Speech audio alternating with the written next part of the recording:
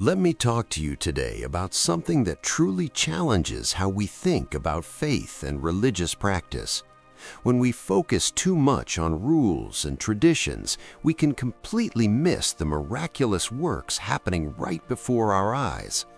There's an incredible account in the Gospel of John, chapter 5, where Jesus encounters the same person on two separate occasions. This individual had a powerful experience that changed everything about his life. The first time they crossed paths was out in a public area, surrounded by crowds and everyday people going about their business.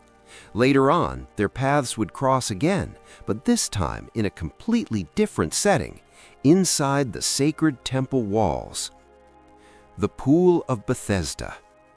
The story centers around a remarkable healing that took place at a location called the Pool of Bethesda. At that particular time, the Jewish people were celebrating one of their major festivals in Jerusalem. Jesus decided to attend this celebration, joining the crowds in the holy city. But something drew him away from the festivities. For reasons we can only imagine, Jesus left the feast and made his way to the Pool of Bethesda. This place had 5 covered porches or colonnades surrounding it. While everyone else was celebrating and enjoying the festival, a completely different scene was unfolding at this pool. Here, instead of joy and celebration, there was suffering and desperation. The contrast is striking when you think about it. Throughout Jerusalem, people were feasting, laughing, enjoying fine food and wine, celebrating their faith and heritage. Meanwhile, at the Pool of Bethesda, gathered under those 5 porches, were people experiencing tremendous pain and hardship. They were dealing with all kinds of medical conditions. Some couldn't walk, others were blind, many were paralyzed or suffering from chronic diseases. This is such a powerful picture of life, isn't it? The world doesn't stop turning just because you're facing difficulties. People won't pause their celebrations because you're going through a hard time. Life continues. The festival went on. The healthy kept celebrating, while the sick kept suffering. That's just the reality we live in. According to the scripture, there was a multitude of sick people at this location, what the Bible calls impotent folk. Each person had their own unique struggle, their own particular ailment. Some had been there for days, others for weeks, and still others had been coming to this pool for years, hoping for their chance at healing. Now there was something special about this pool. From time to time, an angel would come down and stir up the waters. When this happened, the first person who managed to get into the pool after the water was disturbed would be healed completely, regardless of what was wrong with them. It didn't matter if you had a minor ailment or if you were on the verge of death. If you got in first, you were made whole. Can you imagine the scene? Picture the desperation, the constant watching and waiting, the competition among sick and disabled people, all trying to be first into the water when it moved. People who could barely move trying to race against each other for their one shot at healing. Into this scene of desperation and hope, Jesus arrives. But here's what's fascinating. He doesn't go near the water. He doesn't wait for the angel to trouble the waters. He doesn't follow the established system for healing that everyone else was depending on. Instead, he walks straight to one particular man. This man had been in this condition for 38 years. Not 3 years, not 8 years, 38 years of suffering, of hoping, of watching others get healed while he remained sick.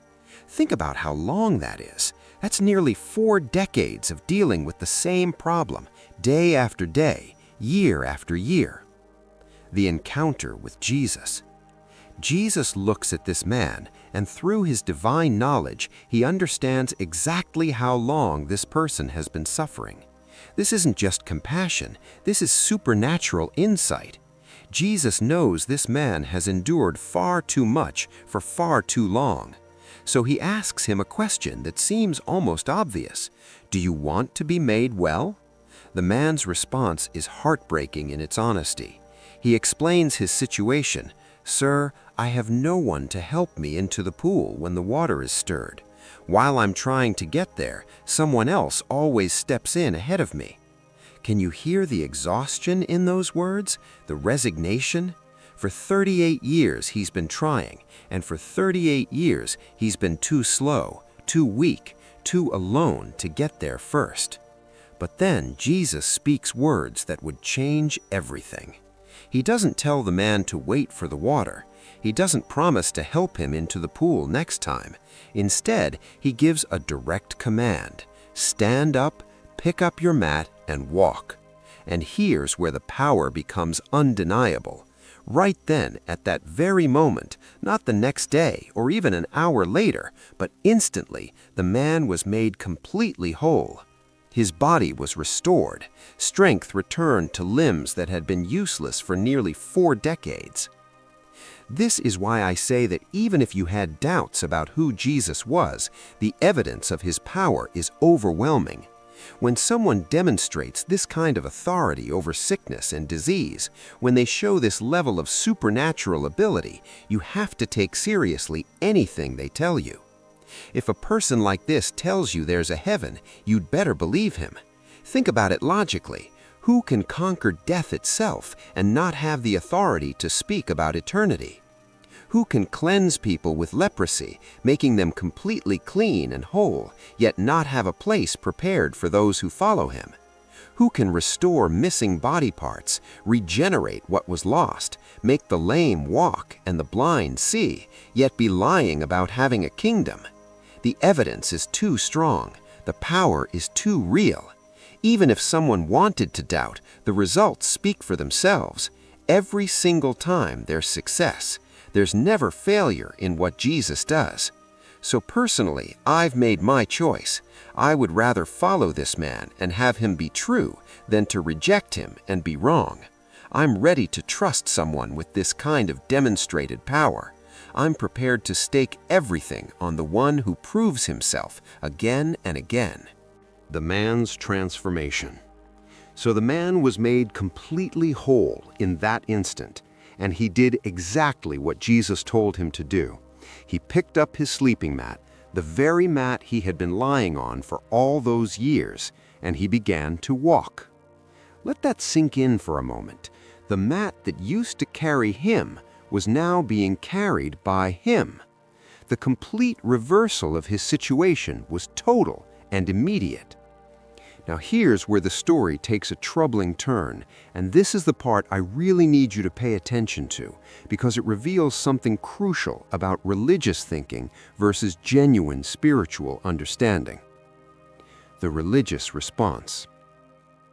As this man was walking through the area, carrying his mat as Jesus had instructed him to do, the Jewish religious leaders saw him. But here's the critical detail. They didn't see a man walking who hadn't walked in 38 years. They didn't see the miracle. They didn't see the transformation. They didn't see the power of God on display. What did they see? They saw a man carrying a bed. That's it. That's all they could focus on, just a bed being carried. Let me emphasize this because it's so important. They completely missed the miracle happening right in front of them. A man who everyone in that community would have known as the paralyzed man by the pool for decades was now walking normally, carrying his own mat, completely healed. But none of that registered with them.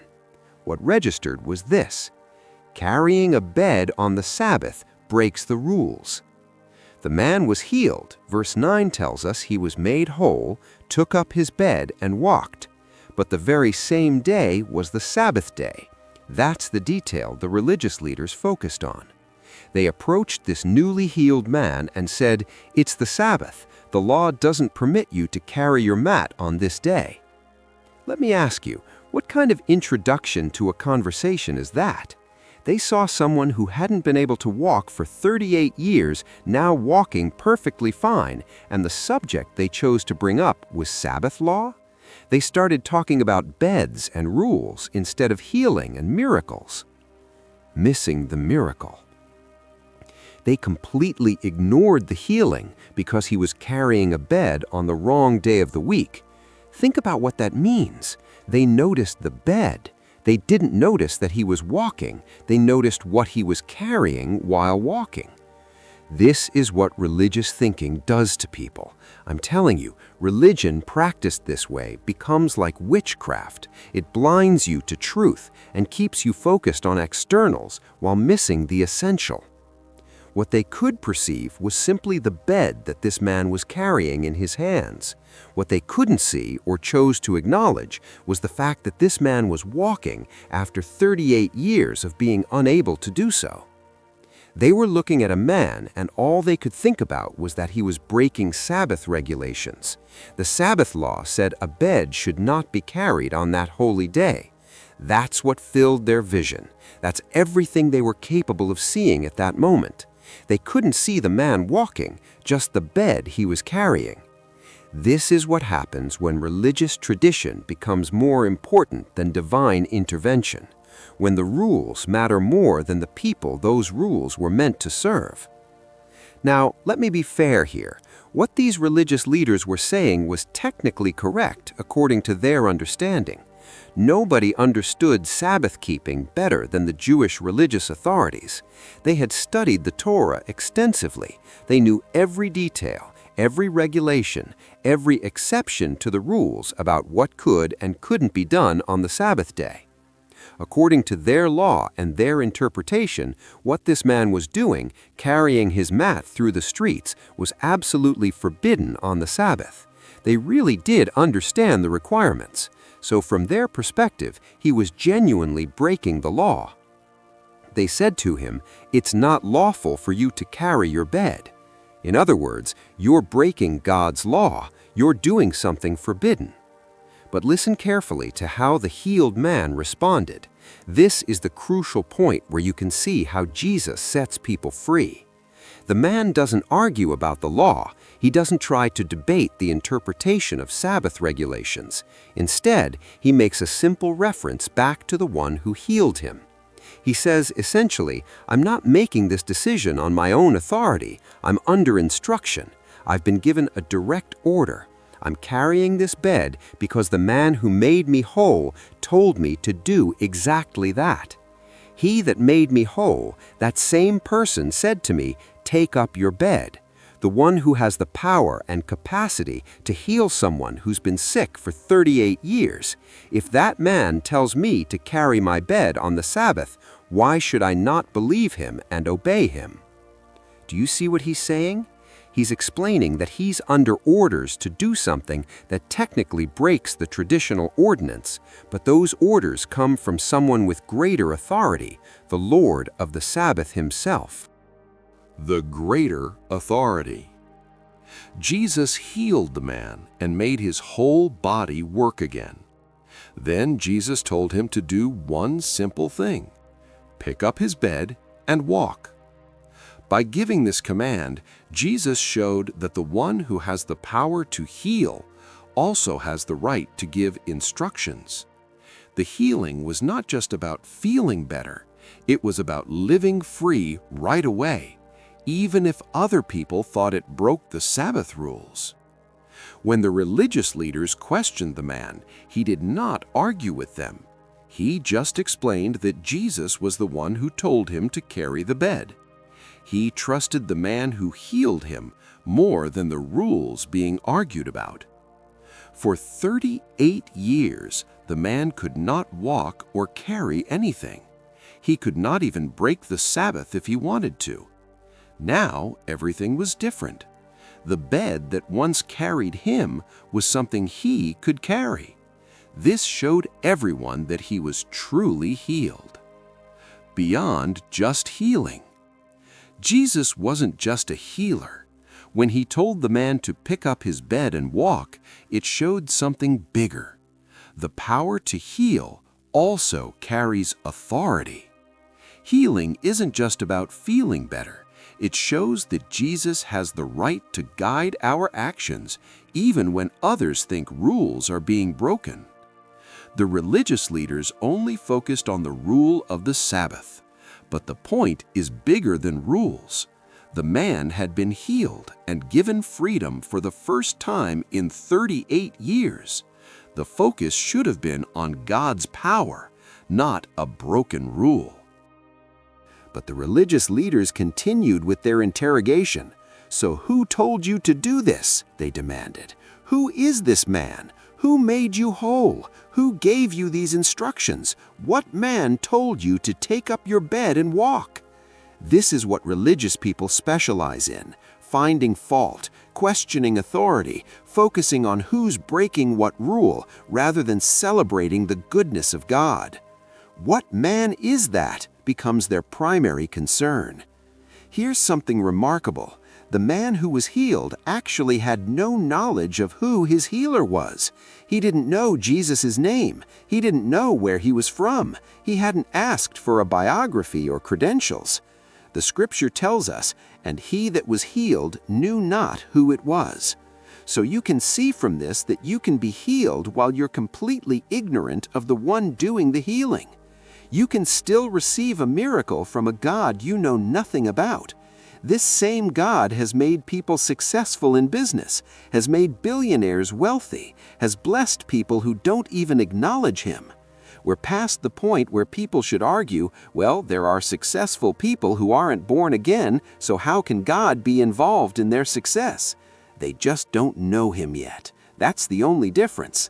God can heal you. God can make you prosper and succeed, even while you have absolutely no knowledge of who he is.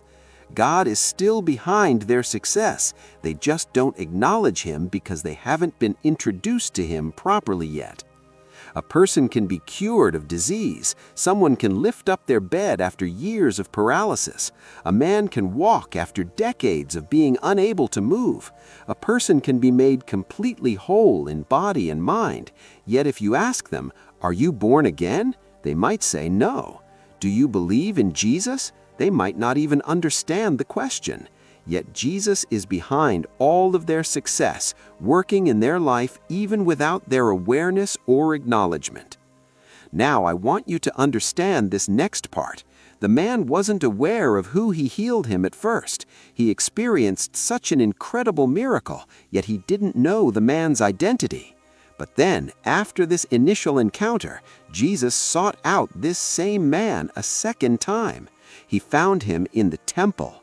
The scripture says, "Afterward Jesus findeth him in the temple." The language suggests that Jesus was actively seeking him, searching for him, looking specifically for this individual. He wasn't randomly bumping into him, he was intentionally finding him. And where does he find him? In the temple. The man had gone to the place of worship, the house of God. Jesus said to him, "Behold, you are made whole. You are made complete. Now sin no more." He's telling him, I don't want you to go back to that place, to that lifestyle, to those choices that led to your condition in the first place.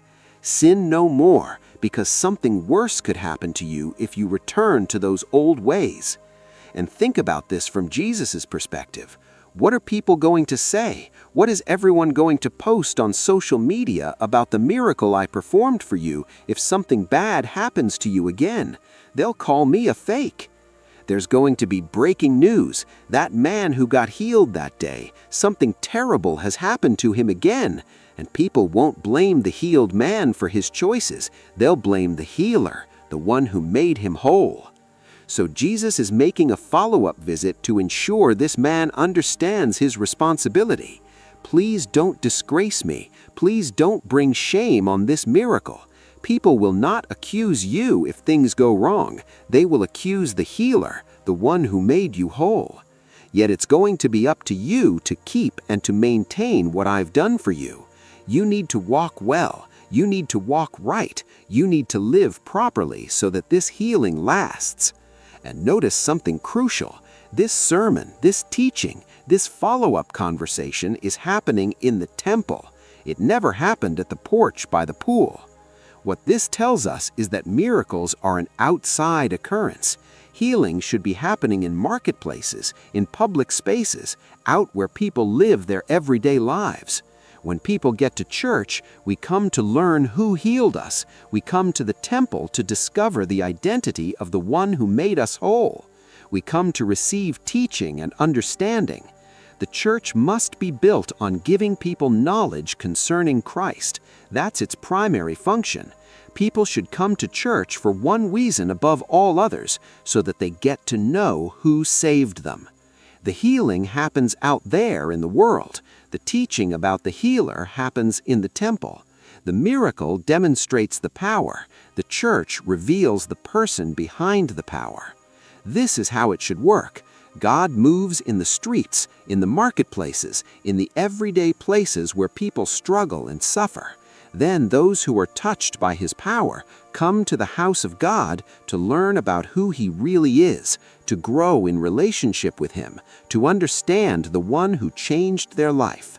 That's the pattern we see here. First, the miracle at the pool, in public, in the midst of suffering. Then the teaching in the temple, in the sacred space, bringing understanding and instruction for how to live in light of what God has done. This is the story of the man at Bethesda, a story about missing the obvious, about religious blindness, about the authority of Jesus over both sickness and tradition, and about the responsibility we have once we've been touched by His healing power.